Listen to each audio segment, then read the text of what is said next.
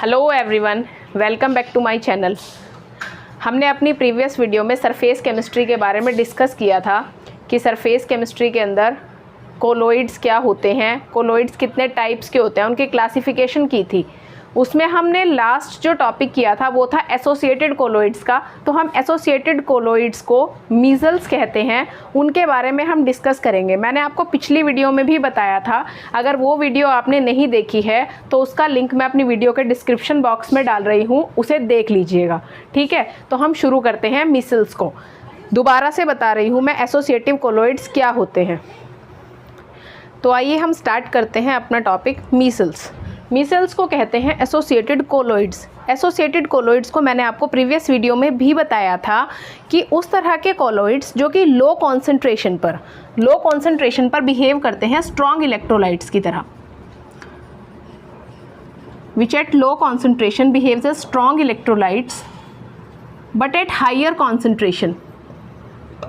जब concentration high हो जाती है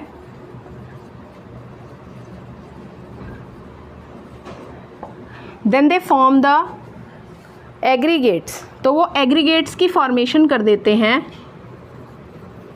विद इन कोलोइडल रेंज। तो वो जो एग्रीगेट्स फॉर्म होते हैं उन एग्रीगेट्स को हम क्या कहते हैं? मीजल्स। फिर से बता देती हूँ, मीजल्स क्या होते हैं? ऐसे सब्सटेंसेस जो लो कॉन्सेंट्रेशन पर स्ट्रॉन्ग इलेक्ट्रोलाइट की तरह बिहेव करते हैं but at high concentration they form the aggregates within colloidal range. These aggregates are known as micelles. Now I will tell you mechanism of formation of micelles. Mechanism of formation of measles.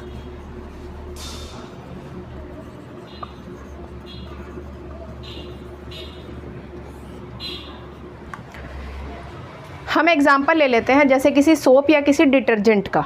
Soaps क्या होती हैं? Soaps are the fatty acids of sodium और potassium. Sodium और potassium के higher fatty acids की एक chain होती है सोप्स में। हम एग्जाम्पल ले लेते हैं किसका? सोडियम स्टीरेट का। सपोज कीजिए सोडियम स्टीरेट है। क्या फॉर्मूला होता है हमारे पास सोडियम स्टीरेट का? CH3 CH216 COONA। तो अगर हम इसकी एक चेन फॉर्म करते हैं तो किस तरह की चेन बनेगी? सोडियम स्टीरेट की चेन में हमारे पास है 1 CH3 एंड 16 CH2 ग्रुप्स।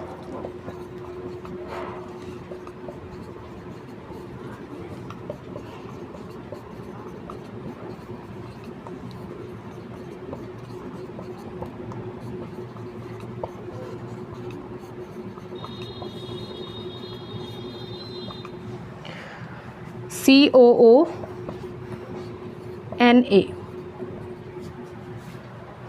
ठीक है, तो इसमें आपके पास ये जो लॉन्ग चेन है ये है आपकी हाइड्रोफोबिक चेन।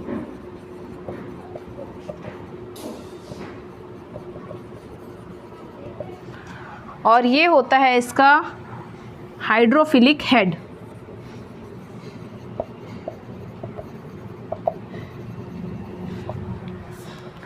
तो किस तरह से मीजल्स की फॉर्मेशन होती है वो बताती हूँ मैं आपको। डिस्कस करते हैं मीजल्स की फॉर्मेशन किस तरह से होती है। ये आपके पास वाटर है, इसके अंदर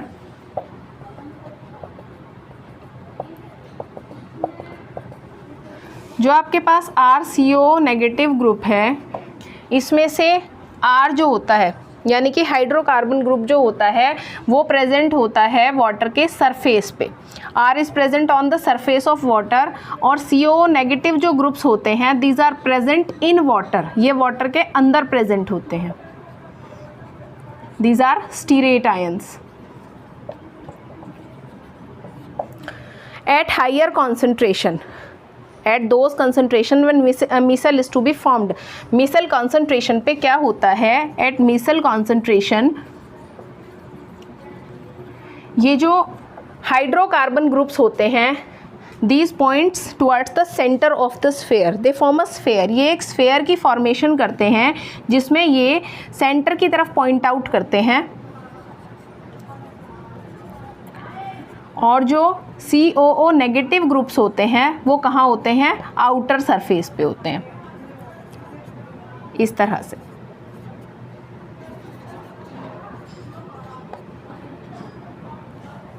इस तरह से मिसल की फॉर्मेशन होती है। ये हाइड्रोकार्बन ग्रुप्स जो होते हैं वो स्फेयर के अंदर बीच में सेंटर की तरफ पॉइंट आउट करते हैं और एक मिसल की फॉर्मेशन करते हैं, ठीक है। उसके बाद में हम बताएंगे कि किस तरह से क्लींजिंग एक्शन वर्क करता है मिसल्स का, क्लींजिंग एक्शन ऑफ मिसल्स।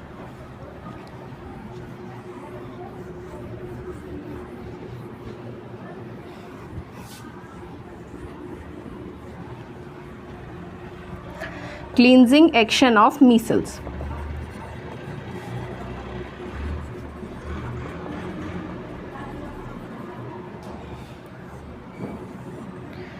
जैसे किसी क्लॉथ के ऊपर ऑयल या ग्रीस लग जाता है, सपोज कीजिए किसी क्लॉथ के ऊपर ऑयल या ग्रीस है, तो सबसे पहले जो भी हाइड्रोफोबिक ग्रुप होता है, हाइड्रोफोबिक ग्रुप जो होता है वो इसके अंदर एंटर करता है। Hydrophobic groups enters into the droplet, oil droplet और grease droplet, whatever that is present on the surface of the cloth.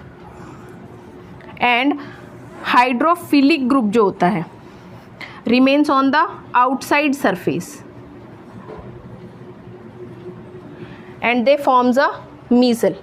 एक तरह से वो मिसल की फॉर्मेशन करते हैं और जब फिर इसको वाटर के साथ में वॉश किया जाता है तो ये जो हाइड्रोफोबिक ग्रुप होता है वो इसको कपड़े में से क्या करता है, क्लॉथ में से रिमूव कर देता है वाटर की हेल्प से, और ऑयल या ग्रीस जो वाटर के क्लॉथ के सरफेस पे प्रेजेंट होता है उसको क्या कर देता है, रिमूव कर देता है। इस तरह से इसका क्लींजिंग एक्शन वर्क करता है। जैसे कोई भी ऑयल या ग्रीस किसी सरफेस के ऊपर है तो सबसे पहले जो हाइड्रोफोबिक ग्रुप जो होता है, जो भी हाइड्रोफोबिक हेड है वो इसके अंदर एंटर करता है। इसके रिमूव करने में हेल्प किस तरह से कराता है, जो हाइड्रोफिलिक ग्रुप है वो इसके आउटर सरफेस पे, हाइड्रोफिलिक ग्रुप इसके आउटर सरफेस के ऊपर एक मिसल की फॉर्मेशन करता है और फिर इसको वाटर के साथ वॉश किया जाता है तो ये इस डर्ट को क्या करता है, क्लॉथ से बाहर निकाल देता है। इस तरह से इसकी क्लींजिंग एक्शन जो होती है वर्क करती है। ये तो था पूरा का पूरा मिसल्स के बारे में। उसके बाद है आपके पास कि कोलोइड्स की प्रिपरेशन किस तरह से की जाती है। नेक्स्ट टॉपिक है preparation of colloids. Our next topic is preparation of colloids. We have a lot of method to prepare colloids. The first one method is chemical reactions या chemical methods.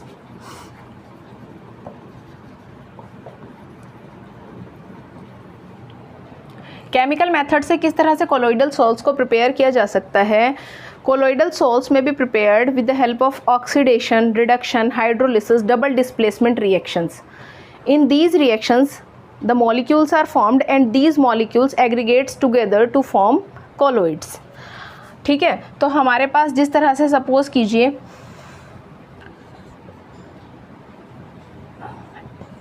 SO2 plus 3H2S, SO2 और 3H2S की जब oxidation कराई जाती है तो इस process के अंदर 3S की फॉर्मेशन होती है प्लस में 2H2O। ये जो 3S फॉर्मेशन होती है ये क्या है, एक सोल है।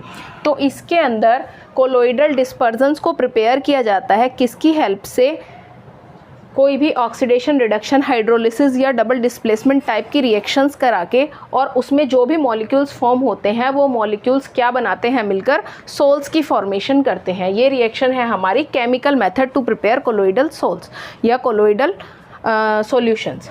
ठीक है, एक और एग्जांपल ले लेते हैं हम इसका, as like the second one is as like FeCl3 plus 3H2O।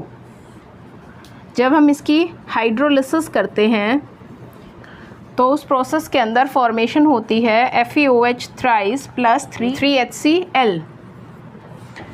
3HCl की। तो ये वाली जो प्रोसेस है इसमें FeOH थ्राइस जो फॉर्म होता है ये भी क्या है, एक सोल है। तो इस तरह से कोलोइडल सोल्स को फॉर्म किया जा सकता है with the help of chemical methods like oxidation, reduction, hydrolysis etcetera. The second one is electrical disintegration,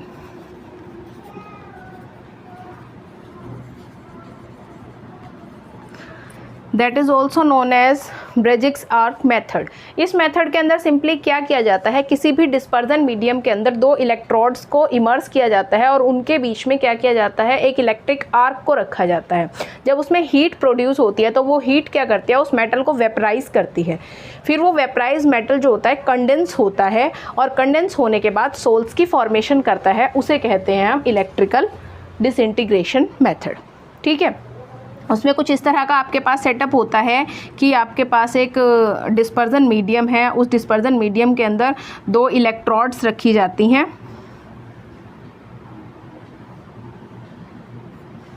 ठीक है, दो इलेक्ट्रोड्स को रखा जाता है उस डिस्पर्जन मीडियम के अंदर और इसको रखा जाता है एक आइस बाथ के अंदर। और फिर इसमें से जब हीट प्रोड्यूस होती है, इनके बीच में एक इलेक्ट्रिक आर्क को क्या किया जाता है, स्ट्रक किया जाता है। और हीट जब प्रोड्यूस होती है तो वो हीट क्या करती है, इसे हीट जो प्रोड्यूस होती है मेटल को वेपराइज कर देती है और वो जो वेपराइज मेटल है फिर वो कंडेंस होकर किस चीज़ की फॉर्मेशन करता है, सोल की फॉर्मेशन करता है, that is our colloidal sol. The third method is peptization. Peptization क्या होता है? Third one method is peptization.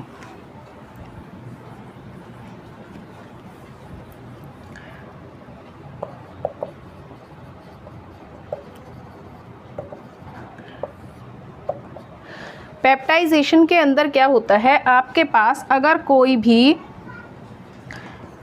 Precipitate होते हैं,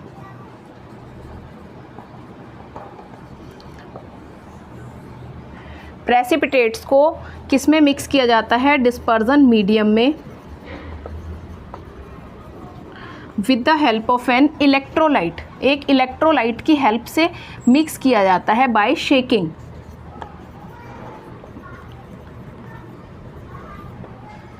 तो उस प्रोसेस को कहते हैं आप peptization.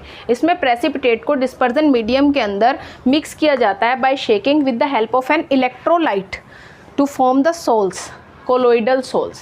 So this process is known as peptization, and that electrolyte which is used for the process of peptization is known as peptizing agent.